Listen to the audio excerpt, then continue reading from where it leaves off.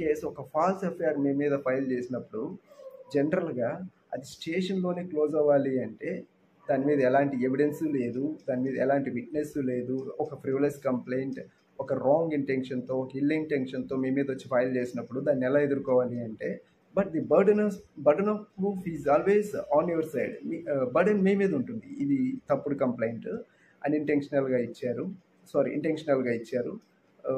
ఫ్రివలస్గా ఇచ్చారు అని చెప్పుకొని ప్రూవ్ చేసుకోవాల్సిన బర్డన్ మీ మీద ఉంటుంది. సో అలా ఏమన్నా మీరు ప్రూవ్ చేసుకోగలిగితే ఇండియన్ ఎవిడెన్స్ యాక్ట్లో ఎల్బి అనే ఒక సెక్షన్ 11 ఉంది.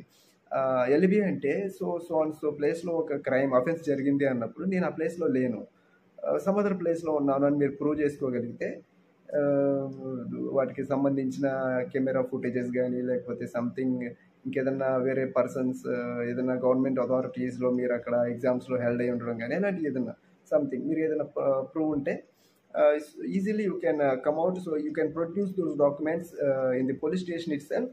అక్కడ ఫస్ట్ నేను ఇంతకుముందు చేసిన వీడియోలోనే చెప్పాను, ఎఫ్ఐఆర్ స్టేజ్లో ఎలా ఎదుర్కోవాలి అంటే, వన్స్ ఎఫ్ఐఆర్ ఫైల్ అయిన తర్వాత ప్రిలిమినరీగా కొంత ప్రైమా ఫేసీని బేస్ చేసుకొని కొంత ఇన్వెస్టిగేషన్ స్టార్ట్ అవుతుంది ఇన్వెస్టిగేషన్ ఆఫీసర్ ద్వారా.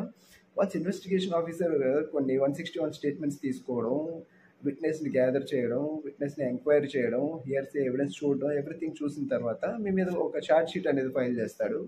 ఈ ఛార్జ్ షీట్ ఫైల్ చేసిన తర్వాత ఇన్ కేస్ మీరు కనుక అఫెన్స్ చేశారు అనుకుంటే కనుక అది ఛార్జ్ షీట్గా కోర్టులో ఫైల్ అవుతుంది. ఇన్ కేస్ మీరు చేయలేదు అనుకుంటే కనుక దాన్ని ఫైనల్ రిపోర్ట్గా మిస్టేక్ ఆఫ్ ఫ్యాక్ట్ కింద క్లోజ్ చేయొచ్చు.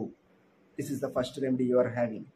మిస్టేక్ ఆఫ్ ఫ్యాక్ట్ కింద ఫైనల్ రిపోర్ట్ రాసి కన్సర్న్ మెజిస్ట్రేట్కి ఆ ఫైనల్ రిపోర్ట్ని సబ్మిట్ చేస్తారు. అక్కడతో ఎఫ్ఐఆర్ క్లోజ్ అవుతుంది. ఇక్కడతో మీరు కేసు నుంచి బయటపడినట్టు.